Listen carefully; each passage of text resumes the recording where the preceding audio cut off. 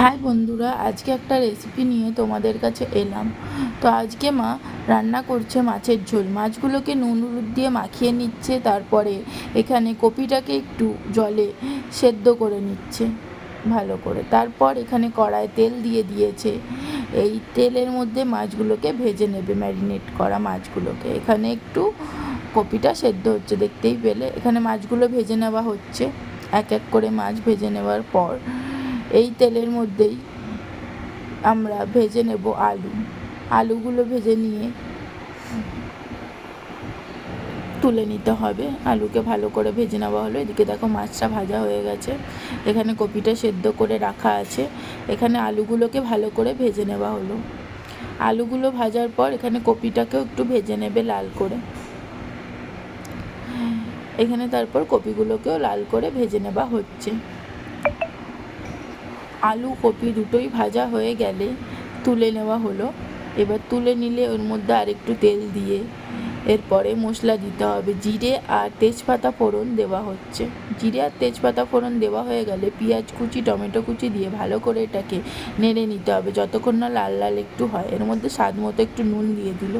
তারপরে এটাকে ভালো করে ভেজে নিচ্ছে। এগুলো ভাজা হয়ে গেলে এখানে আদা রসুনের পেস্ট আমরা করে রেখেছিলাম, সেটা দিয়ে দিলাম। আদা রসুনের পেস্ট দেওয়ার পর এটাকে যাতে গন্ধটা না থাকে আদা রসুনের, তাই জন্য ভালো করে ভেজে নিতে হবে। ভাজার পরে একটু হলুদ গুঁড়ো, একটু লঙ্কা গুঁড়ো দিয়ে দিতে হবে। লঙ্কা গুঁড়ো, হলুদ গুঁড়ো দুটো দিয়ে ভালো করে এটাকে কষিয়ে নিতে হবে যতক্ষণ না তেল ছাড়ছে। ভালো করে নাড়াচাড়া করে নেবার পর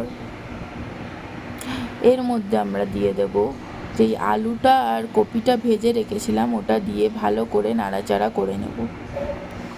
ভালো করে রান্না হয়ে গেলে এটা যাতে একদম পুরো কষে যায় আলু আর কপিটা, এরকমভাবে করতে হবে। আলু আর কপি ভালো করে কষা কষা হয়ে গেলে ওর মধ্যে আমরা দিয়ে দেবো একটু জল। আমরা 2 ছোটো বাটি জল দিয়েছি। আপনারা আপনাদের যেরকম ঝোল করতে চান সেরকম হিসাবে জল দিতে পারেন। এই দেখুন কষা কষা হয়ে এসছে, দেখতেই পাচ্ছেন কীরকম কালারটা হয়েছে, কত সুন্দর।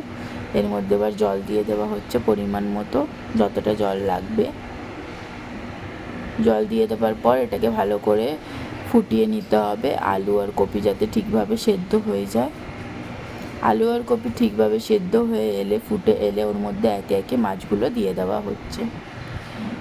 মাছ দিয়ে দিচ্ছে, এখানে মুড়োও ছিল, একটু মুড়ো দিয়ে দিল। ভালো করে সেদ্ধ হয়ে যাচ্ছে, দেখতেই পাচ্ছ। এটাকে মাছ দিয়ে একটুকুনি ফুটিয়ে এটাকে নামিয়ে নিতে হবে। তারপরেই রেডি আমাদের কপি আলু মাছের ঝোল।